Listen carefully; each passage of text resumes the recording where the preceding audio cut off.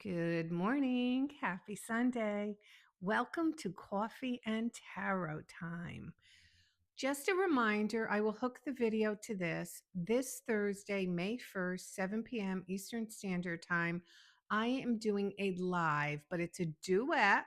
It's a different type of live. Yes, I will be drawing cards, but there will be a lot of questions and answers, and I will be revealing what went on behind the scenes of making the tarot bridge, the magic and the not so magic.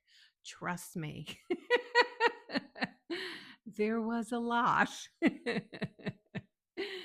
So hopefully you will join me. Um, you can register for the live. If you go to my homepage, it'll say live event. Just click on that and you can register. And for anyone else watching this on another platform, I am sorry to say that I am only on TikTok, but I will be doing other platform lives. I promise. I just haven't yeah, I guess figured them out. No, I've done Instagram, I've done YouTube, I think I've done Facebook, so I don't know what the hell I'm talking about. Okay, so today is definitely for me anyway, a 3 cup of coffee day. So I was shuffling and I never know what I'm going to do until I get in front of the camera. I just wing it. I'm such a fly by the seat of my pants type of gal. So I shuffled my Robin Wood deck and I came out with the world. And I said, I could do the same old, same old. You know what I'm saying? Well, the world means this. This is what you can expect. And I said, oh, how boring. So I decided to switch it up a little bit because I got a little bit of tarot knowledge here, just a little bit. And the world is a major card. It's a major happening. Don't forget. It's kind of like starting a new path, having success in the old one, even though some of you don't think you have. You do, and you did. A lot of people are like, oh, I don't even want to think about what I used to do. No, no, no, no. You think about it because it has brought you to where you are today. Okay. Think of it as school. Think of it as all those old lessons you've gone through were lessons in education and school. So now you're smarter. So now you really got no excuse, do you? But anyway, years ago, back in the day, before my time, or when, wait, I know I lived that life, and we'll talk about that too at some point because I was explaining to someone else about reoccurring souls. Um, for instance, I've been told by other readers, and I've always felt it. My middle son was my father in another life. And I was a rebellious teenager and gave him a really hard time.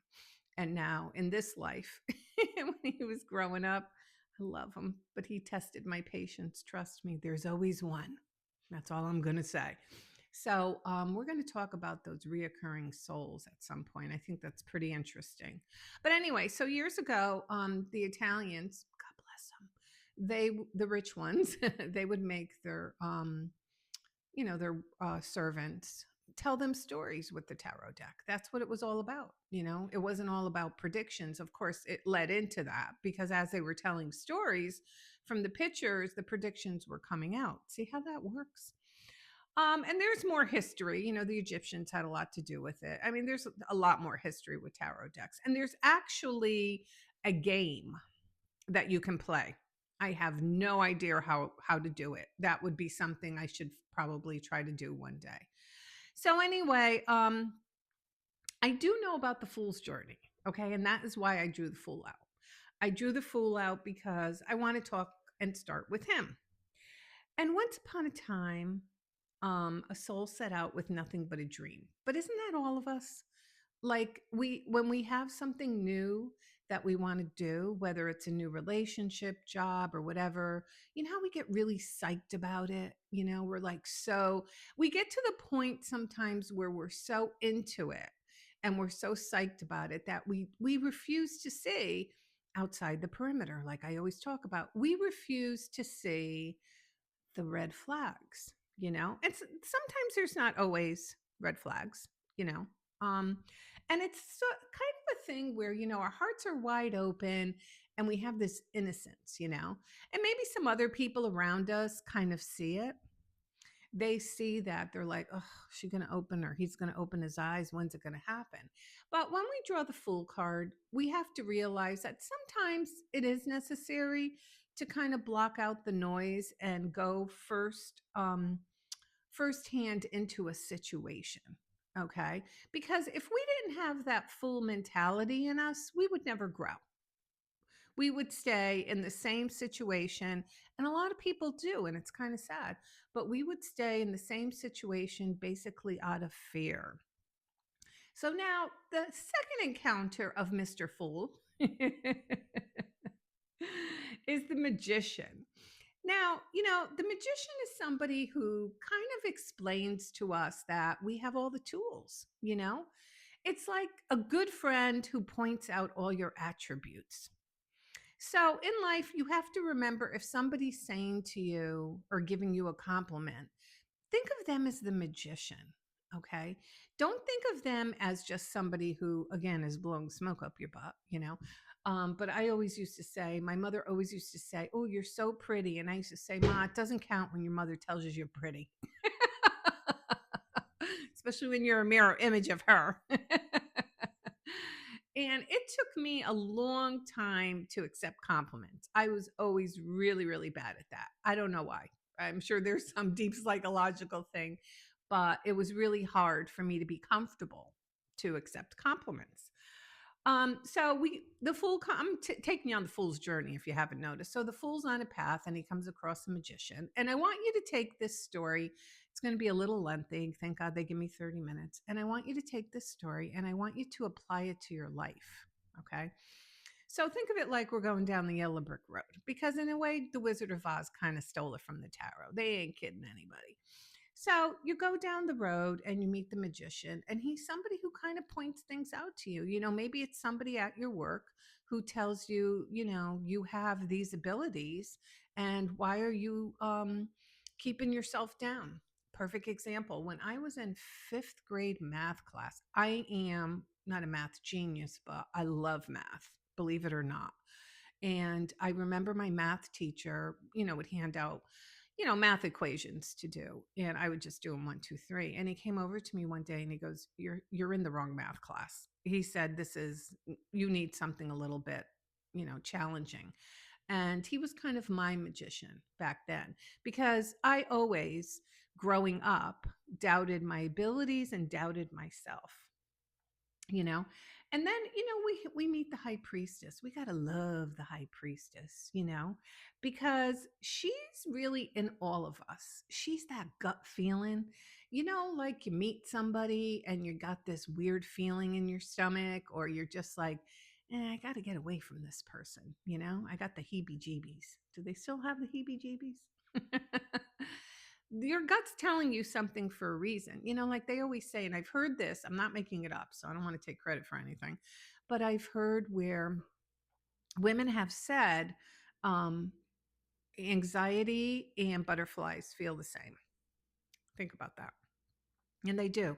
And I used to date a guy years ago and I thought it was butterflies.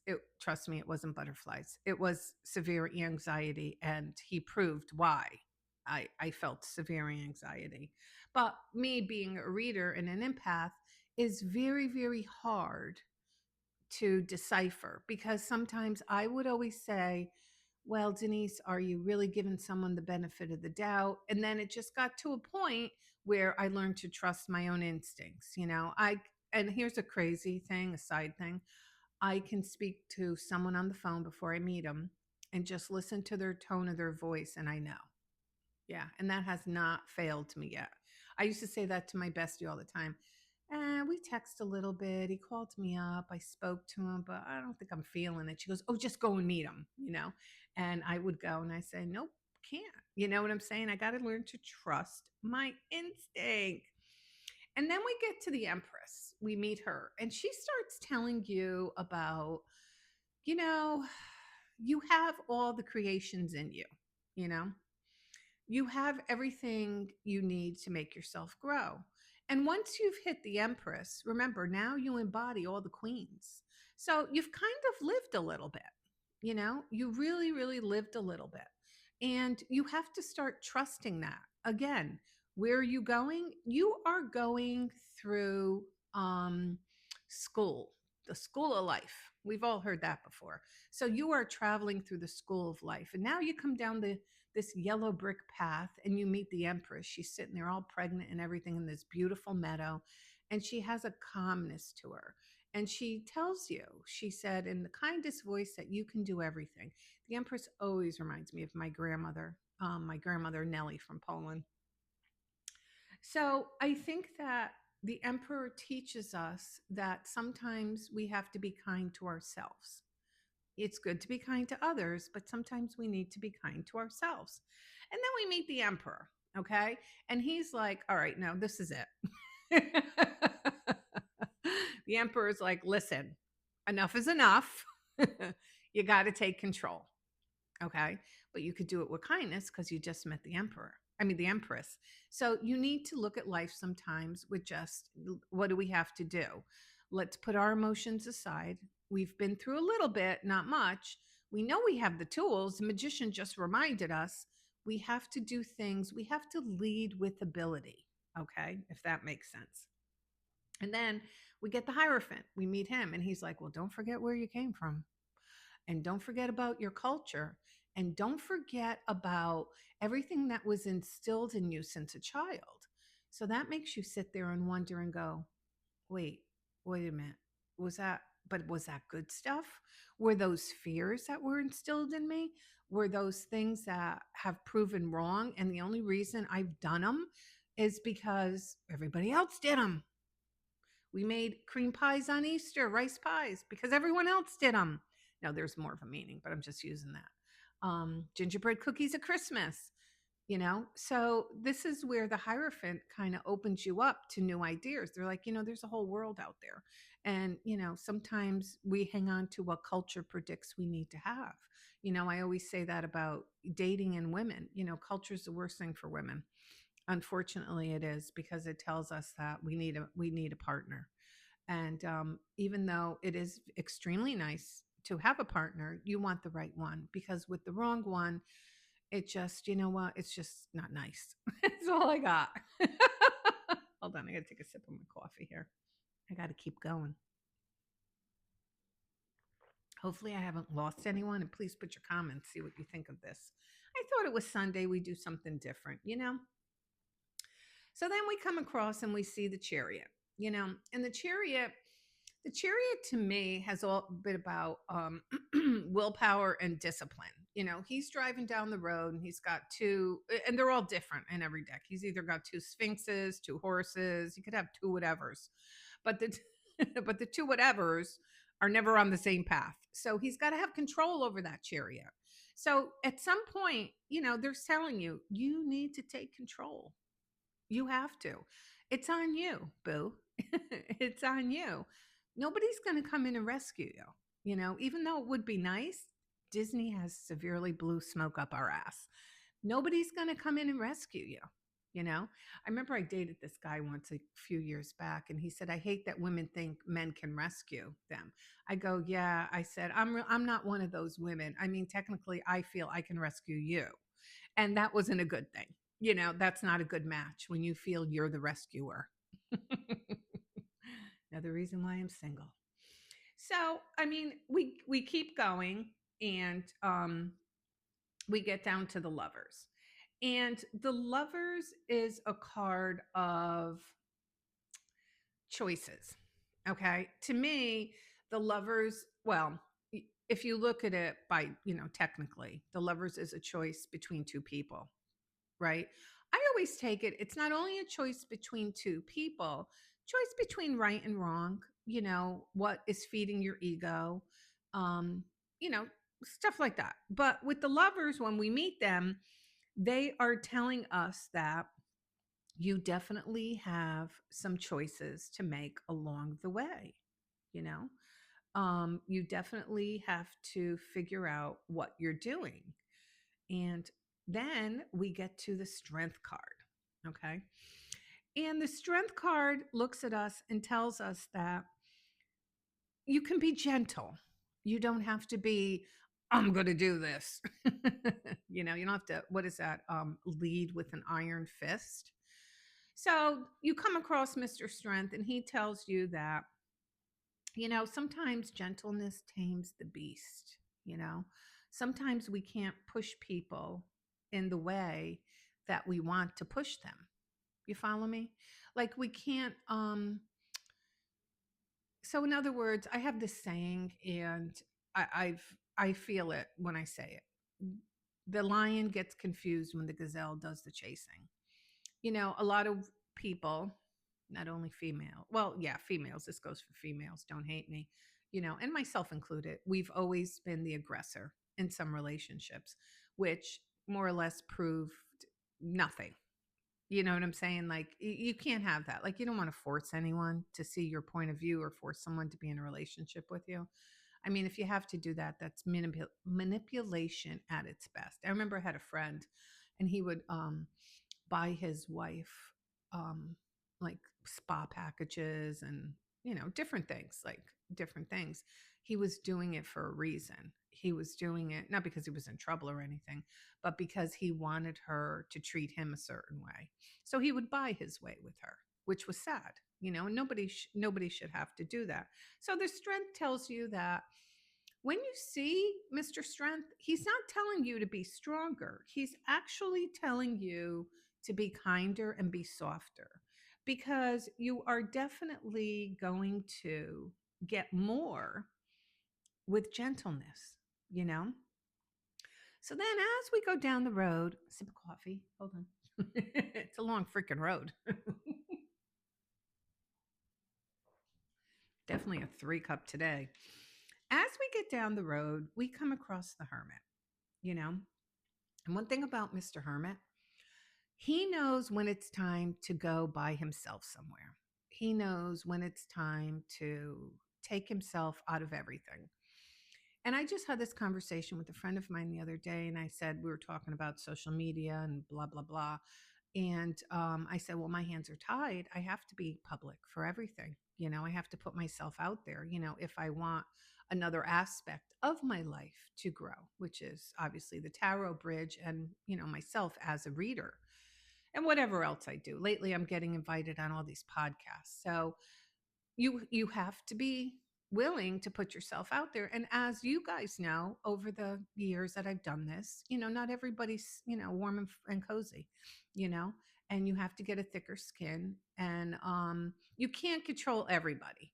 And I had to learn that. Of course, that's where strength comes in too. But the hermit does tell you that it is good for the soul to sometimes take 2 steps back, and just kind of be by yourself, which I have my quiet days. If you notice, I don't post some days on social media, and some days I'm out there 24/7 and you can't get enough of me. You're like, damn, bitch is back. So so I think that, the hermit is good because it tells us, sometimes it's just good to be quiet. And I have days where, believe it or not, I like to put a good morning on Facebook. It's what I've been doing for hundreds of years. So I do that. But there's some days that I just take a break from all of this. And, I do what you guys do. I watch Netflix, Hulu. I got really involved in the Natalie Grace thing. That was a whole nother thing. And, I spend time with my children, which are the loves of my life. And I just do me, whether it's a spa day for myself, because you know me, I'm a fluffy frou-frou queen and I'm not about to change. Okay.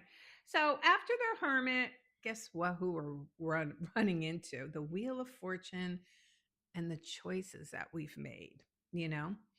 And the Wheel of Fortune kind of tells us that anything's possible. Now, if you know me and you've been listening to me, you know that the Wheel of Fortune, and if you're still with me and I'm only at number 10, God bless you. And the Wheel of Fortune is my serendipity card. Okay. It's a card about um, the universe looks down and they just know when to make things happen. And when it's all done, you kind of look at it and you go, yeah, that actually makes a lot of sense. That actually makes a lot of sense. So we like when we see that because we know that we are getting to a point where maybe it is time to just, kind of wait for the universe. And I think when we run into justice, he realizes that things have happened because of his own choices too, you know. But justice is on his side now. Justice is like, we're either what is out of balance in your life, we're going to balance for you because you deserve it. And then the hangman, which is my favorite card, believe it or not, is when you surrender, you know?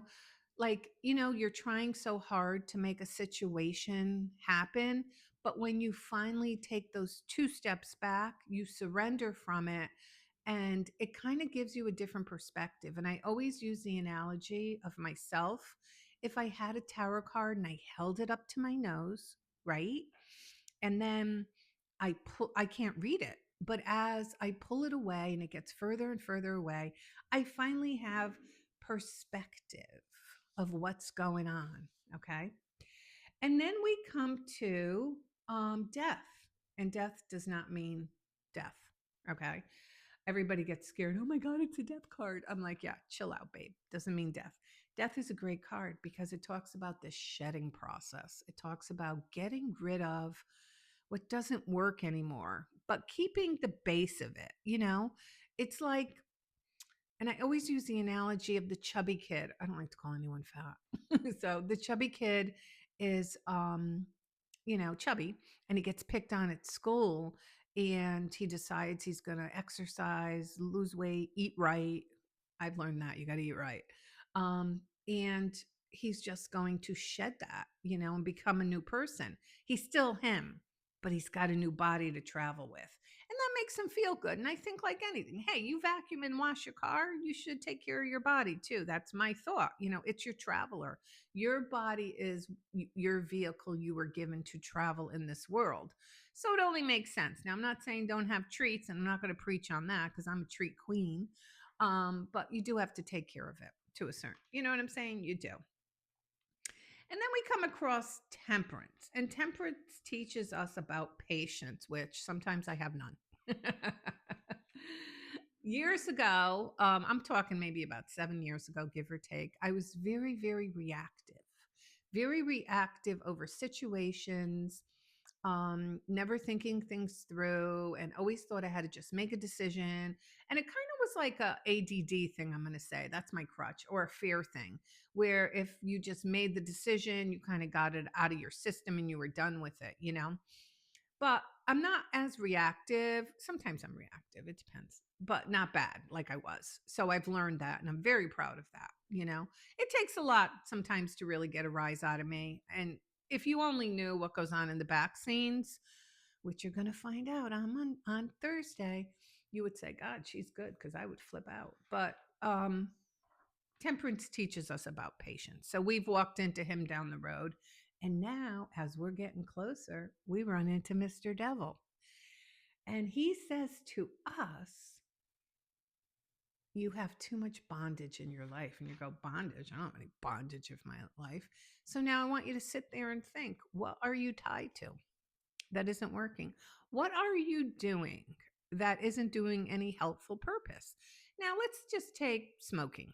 Let's just take that for reason. You will fight me and you will say, and I'll fight you back. No, you will fight me and you will say, yeah, but it relaxes me and it keeps me from gaining weight. Okay. But the 20, 30 pounds that you probably would gain, and that's not a given, will not kill you as quick as smoking will. Okay. So now you have to figure out what's your bondage, you overspend. Well, it helps me calm my nerves. Yeah, but you're going to be poorless and broke one day. So you're going to be more nervous over that. So I guess it's pick your bondage. That's what the devil's telling us. And then we come down to the tower, and he's like, I'm getting ready to fall. And you're like, no, don't you dare. And he goes, yeah. He goes, what's holding me up is the straws. He goes, you've got a lot of false things around you that need to come down. And if they come down, I got all this space, all this property to build something new and better for you. Okay. So think about that when you see the tower. I mean, people don't like the tower, which I don't blame them. So then we come down and we get the star. And don't forget about the star. The star loves hope. And the star is whatever you want, the universe wants you to have. So, whatever your wish is, they want you to have it. But you're afraid sometimes to wish for things because now you've come across Mr. Moon and he says to you, I can't show you everything. So, you're going to have to go on blind faith. So, now you start thinking about all the what ifs. What if I do get my wish? What if that happens? Until you meet the sun. And the sun says to you, I am going to come out, I promise. And I am going to take away all your fears and all your doubts. And then you come across judgment. And judgment helps you see your higher self. Okay. Judgment is all the things from the past. I always talk about it is reconciliation and reunion because it does talk about things from the past coming back, even though we thought they were gone. Now, your version of gone and really gone are two different things. As long as people are breathing, I always say that it has not proved me wrong. So he tells you that take all these things you've learned, you've traveled a long way, and decide that you want to learn from them. Okay. But you could travel again if you want. You could go back right through the Fool and all the way to the World. And then we arrive at the World, which brings us to our card of the day. And the World tells us, you've done so well. It's time to build a whole new life. Okay. And you're thinking of all the things you may have regrets with. Please don't. Regrets are not regrets. They are lessons that build you to a stronger person. Now, if you've had some things that have gone not the way you wanted to, and you're regretting them, learn from them and keep them as stepping stools. So then you say to yourself, I have a new opportunity, which you always will, and I am not going to allow it to ruin. I'm not going to allow the past to ruin the future. And look how smart you are. Listen, nobody learns this stuff from a book. Trust me. When I tell you, and I speak from myself, that I have a lot of stuff, and there's a lot of levels to me that you're just not aware of, and you will be finding those out. When I tell you where I come from and what I've gone through, you will be surprised. But I embrace it wholly, and I say that is what made me a great tarot card reader. And it's not just broken up with a boyfriend. I've had a lot of triumphs in my life and hardships, extreme hardships. So I will be revealing them because I want to be transparent with you. But that's what's made me a good tarot card reader because I've been through them. Now, can I confirm I'll never make the same mistakes again? Hell no. Hell no. Who knows? But I'm going to try. I'm going to try. There's no perfection in life. Remember that. There's absolutely no perfection in life. We're all humans. Remember that too. People seem to forget. They put people high on pedestals and they forget we're all human. We all came down to do the same thing. Some of us learn quicker than others. Not a big deal. That's why we don't judge over here at my site. I would never judge. I would never say, oh, get over him. You know, I do say this. Do you want to be doing this next year? Think about that. If you're in the middle of some conflict, do you want to be doing it again in a year? It's up to you. If you want to, then okay. Maybe you're not picking up tips. That's fine. You could do it. You could do whatever you want. And when you start realizing that you have that much control over your life, you're going to live a different life. And again, that's your choice. I can't follow you girls around or guys and whack you over the head, although I'd like to. But anyway, all right. I hope you enjoyed this. If you did, please put it in the comments. That means a lot to me so I can see what the feedback is. I don't know sometimes what you guys like, what you don't. This was extra long. Grab a cup of coffee, sit in your comfy chair and listen to me. And don't forget, I'll be pushing it every day. First of all, if you sign up today at thetarotbridge.com, you still have a chance to get into my 7-day spiritual challenge every day for 7 days. I send out a little exercise. It's not much. I'm not having you hug the tree. I'm not having you dance naked in the woods. It's just a little exercise, spiritual exercise to kind of help you bring you closer to yourself. And that's where you need to be yourself. You have to learn about you. And once you learn about you, then you'll know what you want. Capiche? Capiche. All right. And don't forget, May 1st, it's Thursday. Go register. It's on my homepage. Click the live event and go to registration and put your name in. All right, everybody. This is Coffee and Tarot time. I am the Queen of Wands. Everybody, have a great day.